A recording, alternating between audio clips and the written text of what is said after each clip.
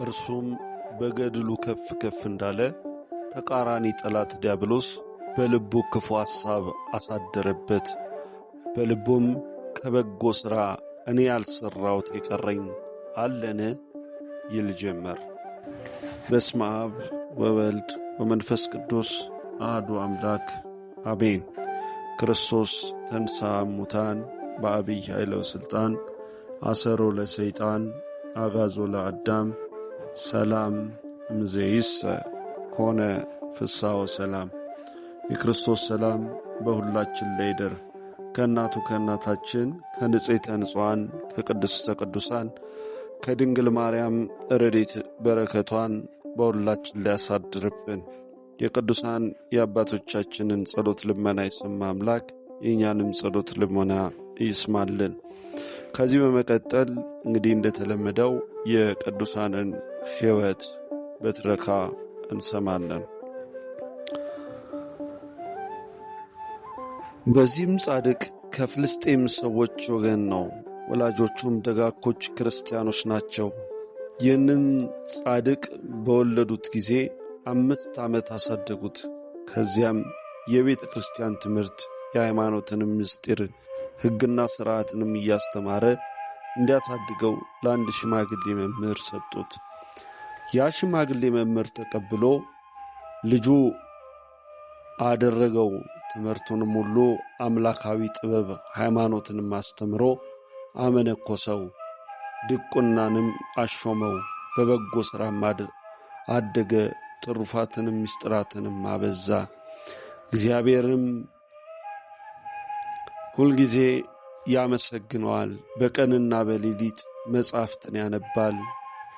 ሥራም ሲሠራ ሲበላም ቢሆን ሁልጊዜ ካፉ ምስጋናዎችን አያቋርጥም። በዚያ ገዳም 45 ዓመት በተፈጸመ ዕለት ቅስና ተሾመ። ተጋድሎንም ጨመረ። ከዚህ በኋላም እየተጋደልና አገልግሎት በጨመረ በቅስና ሹመት 13 ዓመት ሲሆነው በዘመኑ ካሉ ተጋዳዮች ሁሉ እሱ በገድሉ ከፍ ከፍ እንዳለ ተቃራኒ ጠላት ዲያብሎስ በልቡ ክፉ ሐሳብ አሳደረበት። በልቡም በጎ ሥራ እኔ ያልሠራሁት የቀረኝ አለን ይል ጀመር። ነገር ግን የክብር ባለቤት ጌታችንና አምላካችን መድኃኒታችን ኢየሱስ ክርስቶስ አልተወውም። መልአኩን ልኮ በዮርዳኖስ ወንዝ አቅራቢያ ወዳለ ገዳም ይሄድ ዘንድ እንዲሄድ ዘንድ አዘዘው። ያን ጊዜም ተነስቶ ሄዶ ወደዚያ ገዳም ተደረሰ። በገድላቸው ፍጹማን የሆኑ እውነተኞች አረጋውያን አገኘ። እርሱ ከእርሳቸው እንደሚያንስ አወቀ። እርሱ በዓለም ውስጥ ነው እየኖረውና ስለዚህ ከእርሱ ይሻላሉ። በዚያን ጊዜ ገዳም ከእሳቸው ጋር ኖሮ ብዙ ዘመናትንም አብሯቸው ሲያገለግል ኖረ። ለዚያ ገዳም ምንኩስናም ልማድ አላቸውና ታላቅ ጾም በደረሰ ጊዜ የመጀመሪያውን 1 ሱባዔ በአንድነት ይጾማሉ። በቅድስት እሁድ ሥጋውንና ደሙን ይቀበላሉ።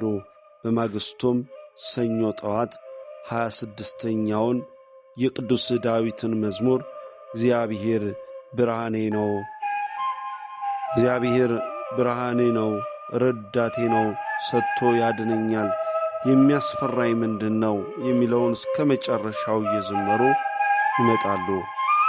በሚመጣው ጊዜም ወደ በሩ ተሰብስበው በአንድነት ይጸልየው እርስ በእርሳቸው ሰላምታ ይሰጣጣሉ።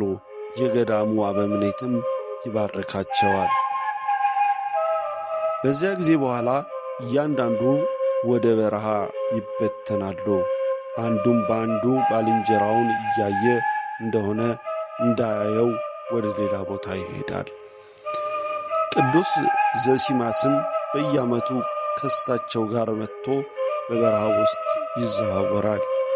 የሚጽናናበትንም ይገልጥለት ዘንድ እግዚአብሔርን ይለምነው ነበረ።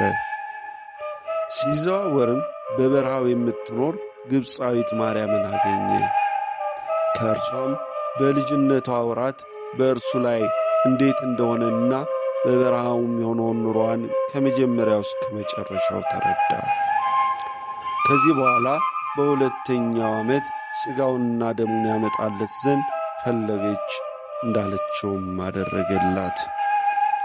ለዚያም ጻድቅ ብሔረ ብፁዓን ይገባ ዘንድ የተገባው እርሱም ገድላቸውን ጻፈ፣ ሥራቸውንና ጽድቃቸውንም ገለጠ።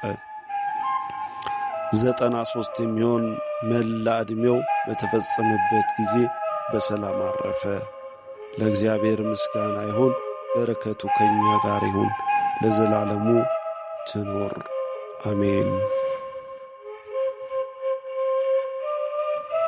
ላይክ፣ ሼር፣ ሰብስክራይብ ማድረጋችሁን እንዳትረሱ። ስለ የትኛው ቅዱስ አባት ቅድስት እናት እንዲተረክላችሁ ትፈልጋላችሁ?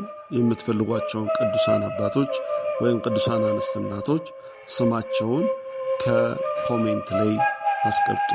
ትረካውን በደንብ አድርገን ሰርተን እናስቀርብላችኋለን። ሰብስክራይብ ስለምታደርጉ፣ ቤተሰብ ስለምትሆኑ፣ ላይክ ስለምታደርጉ ከልብ እናመሰግናለን። ስብሐት ለእግዚአብሔር ወለወላዲቱ ድንግል ወለመስቀሉ ክቡር። ይቆየን።